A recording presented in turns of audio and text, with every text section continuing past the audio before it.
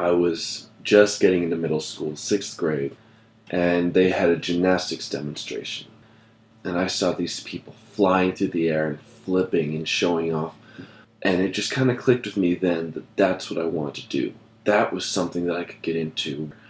So I didn't really have anybody at my skill level. I was just struggling to do the most basic of skills, but at the same time I could see everybody else excelling and doing these amazing things that right there sparked my dedication, which became my greatest asset.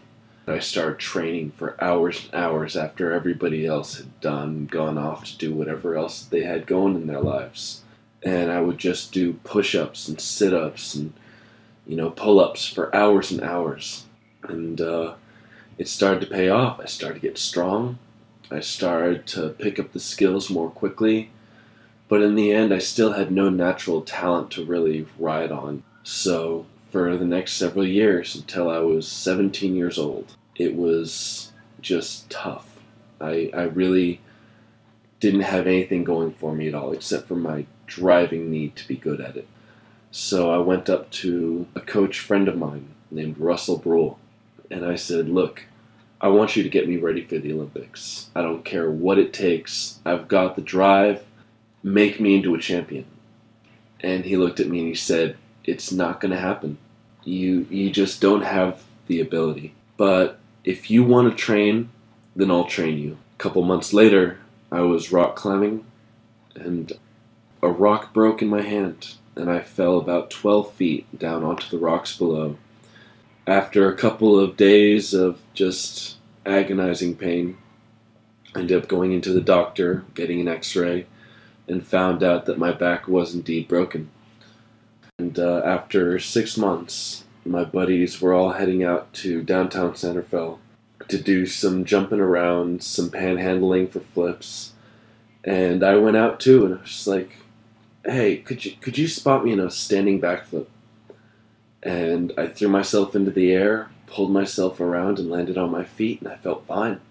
And afterwards, I got back home, and my body was killing me.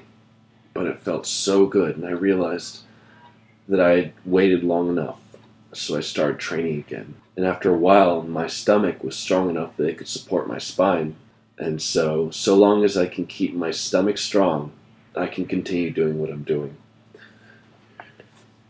I work with some of the most amazing, talented, naturally gifted people on the planet. And if I was to count myself as one of them for any reason, it would have to be because my dedication rivals their natural gift. I have trained as hard as anyone can be expected to train. I've worked with the Navy SEALs, I've worked with the Marines, I've worked in some of the most advanced fitness systems on the planet, and I've trained 6 hours a day, 7 days a week for a good year. I'd say that that's been my highest attribute, the one thing that I can really be proud of.